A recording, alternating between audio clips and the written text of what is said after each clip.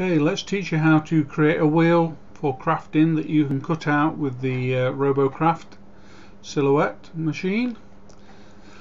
First thing we need to do is make sure that the layout is right, so just make sure you've got essentials selected. If you left click and hold, and it should have a tick against it. If it hasn't, just click on essentials and it will come up like this. And generally it's just the way it's all laid out, so you'll get all of these palettes. Pathfinder is the one that we're going to use. Next we need to create a document, so file, new. Can leave it as set. You can also click on advanced tools, so you can say RGB, but I normally just leave it to CMYK, it's just easier. 300 dpi, so it's good quality. Okay, so this brings up an A4 sheet. Next we need to use the shape tools. I normally, when I'm using these tools, I left click on the shape tool, and it doesn't have to be the ellipse tool, it can be any one of these. So just look for any one of these icons. It's normally about the 7th one down. So you left click, move over to this bar and let go, and it tears a strip off, so you've got a quick access menu. The next one is the rotate tool. If you left click and again go over to this bar, and you can drag them up there, so they're easy to access. You may also see the reflect tool down here, but whichever one it is, it doesn't matter, they're interchangeable. Right, let's draw a circle. I'll choose the ellipse tool, and we press the Alt key and you see your icon changes, and then left click.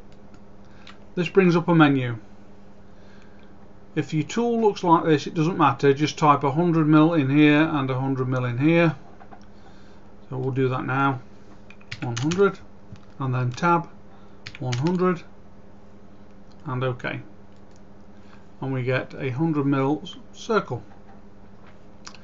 We need to center this in the center of the document, or the artboard as it's called, and the way that we do that is we click here and make sure that align to artboard is ticked.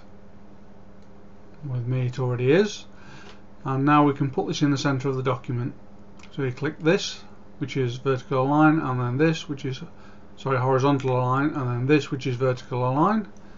So this is now in the center of the document, and you'll notice you get a line, green line. If you go towards this center piece, eventually it will say center. That is the center of the document. It doesn't have to be exactly on, but it will put it in the center. Okay, so we need to draw another ellipse tool. So we've already got the ellipse tool selected, so again press Alt, just mouse over that point, press Alt, your cursor changes, and then left click.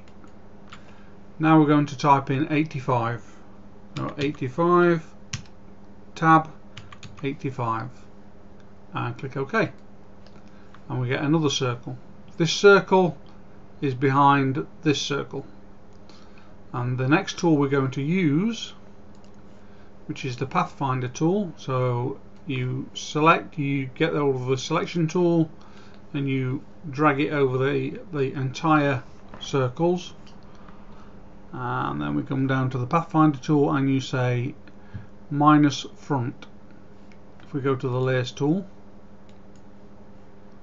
you'll see two paths. Click on that one, which is on top, that means it's in front. This one is behind, just to show you why this works. So we go to the selection tool, drag it so it's all in the selection, and let go. So both of these circles are now selected. Go to the Pathfinder and click minus front. This basically punches a hole in the back circle, and we can show this by clicking on a colour, and it's now a ring, so there's nothing here. And we'll get that off and we'll change that to nothing, so it's just strokes on either edge. Next up we need to create the spokes, so click anywhere on the white, click the rectangle tool and draw a spoke. Make sure it's in the ring part on both sides, so it doesn't have to be exactly in the center, but as near as damn it. Drag it over to a rough width of about 5mm and then let go. Right, now we need to center that, so we'll go back up here. As you'll remember, align to artboard was ticked, and we can do horizontal and vertical. That is now exactly in the center. Now we need to rotate a copy of this bar 30 degrees this way, and then duplicate that copy 4 times. So the way we do that is we go to the rotate tool, we go back to the center, again press Alt key, and you'll notice the cursor changes again, and then we left click. Right, I've already typed 30 in. Normally it would have 0 and it would just rotate. So I'll type in the 3 and then preview, and I want to make a copy, because what it's done now is rotated the original. So if I click copy, it will leave the original where it was and it will rotate a copy 30 degrees. So now we need to press the control key, hold that down, keep it pressed, and then press the D button, the letter D, 4 times. So 1, 2, 3, 4, and then let go of both. That gives you the spokes. Now we need to merge all this together. So again we go to the selection tool, make a selection around the whole of the objects, and then go to the Pathfinder palette again and select Unite, and it joins them all up so it looks like a wheel. We can now resize that so that it was, I think it was 30mm. So we'll go up to the width and the height, and if I change this to 30 and then press tab, it will automatically change that to 30 because this is linked.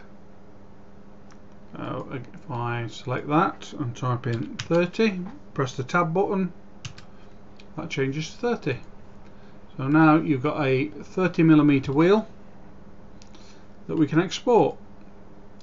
So make sure you've still got the selection tool selected. Click on the wheel to select it, go to File, Export, ignore the Use Artboard, and we want to export it as a AutoCAD interchange file DXF. So click on that. You can rename it to whatever you want. I'm going to export it to the desktop. You can put it wherever you want as long as you remember where you put it, and then export it. Ignore all of this, you don't need to touch any of that, just click OK. You now have a document that you can import into robocraft Silhouette, so that you can duplicate this onto a page as many times as you want and then cut them out.